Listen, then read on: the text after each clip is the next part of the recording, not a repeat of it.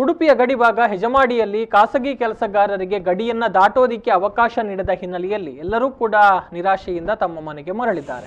ಮಂಗಳೂರು ಕಡೆಗೆ ಹೋಗೋದಿಕ್ಕೆ ಯಾವುದೇ ರೀತಿಯ ಕಟ್ಟುನಿಟ್ಟಿನ ಕ್ರಮ ಇಲ್ಲದ ಕಾರಣ ನೇರವಾಗಿ ಜಿಲ್ಲೆ ಪ್ರವೇಶಿಸುವಂತಹ ಮಂದಿ ಮರಳಿ ಉಡುಪಿ ಜಿಲ್ಲೆಗೆ ಆಗಮಿಸುವಾಗ ಅವಕಾಶ ನಿರಾಕರಣೆ ಮಾಡಿರೋದ್ರಿಂದ ಕೆಲವೊಂದು ಸಂದರ್ಭದಲ್ಲಿ ಪೊಲೀಸರ ಜೊತೆಗೆ ಮಾತಿನ ಚಕಮಕಿ ಕೂಡ ನಡೆದಿದೆ. ಇನ್ನು ಈ ಬಗ್ಗೆ ಮಾತನಾಡಿದಂತಹ ಸ್ಥಳೀಯ ಕೃಷಿಕ ನವೀನ್ ನಡಿಕುದ್ರು ಅವರು 2 ವಾರಗಳ ಗಡಿ ಸೀಲ್ ಡೌನ್ ಮಾಡಿರುವಂತಹ ಪರಿಣಾಮ ನಮ್ಮ ಮನೆ ಉಡುಪಿ ಜಿಲ್ಲೆಯ ಗಡಿಭಾಗ ಹೆಜಮಾಡಿಯಲ್ಲಿದ್ದು ಕೃಷಿ ಭೂಮಿ ಮಂಗಳೂರು ಜಿಲ್ಲೆಯ ಗಡಿಭಾಗ ಮುಲ್ಕಿಯಲ್ಲಿದೆ.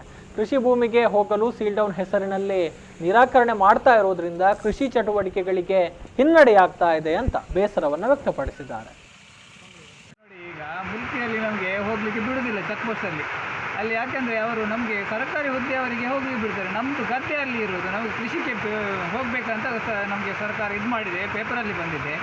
ಆದರೂ ನಮಗೆ ನಮ್ಮ ತಾಯಿ ಮನೆ ಆಚೆ ಉಂಟು, ಮುಲ್ಕಿ ಸೈಡಲ್ಲಿ ಉಂಟು, ತಂದೆ ಮನೆಯಲ್ಲಿ ಉಂಟು, ಹೆಜ್ಮಾಡಿಯಲ್ಲಿ ಉಂಟು. ಹೆಜ್ಮಾಡಿಯಲ್ಲಿ ಮಾಡಿ ನಾವು ಕೂತ್ಕೊಳ್ಳಿಕ್ಕೆಲ್ಲ ಮನೆಯಲ್ಲಿ ಹೆಜ್ಮಾಡಿ ಅಲ್ಲಿ ಗದ್ದೆ ನಮ್ಮದು ಪಾಲು ಸಿಕ್ಕಿದೆ, ನಾವು ಬಿಡುವುದು ಬೇಡ ಅಂತ ನಾವು ಇದು ವ್ಯವಸಾಯ ಮಾಡ್ತೇವೆ.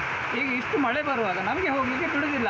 ನಮಗೆ ನಾವೆಂತ ಮಾಡೋದು, ಅದನ್ನೆಲ್ಲ ನೀರು ಸರಿ ಕಟ್ಟಿ ಇದು ನಿಲ್ಲಿಸ್ತಿದ್ರೆ ಇದು ಹೆಚ್ಚು ಕಮ್ಮಿ ಆದರೆ ಅಲ್ಲಿ 1 ವರ್ಷ ಹೋಯ್ತದೆ.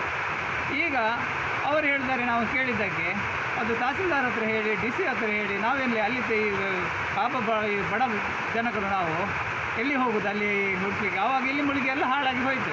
ನಾವೇನು ಮಾಡೋದು, ನಮ್ಮನ್ನು ಕೇಳುವವರು ಯಾರು ಇಲ್ಲ ಸರ್. ಇದಕ್ಕೆ ನಾವು ಮಾಡಿದ ಎಂತ ಮಾಡಿ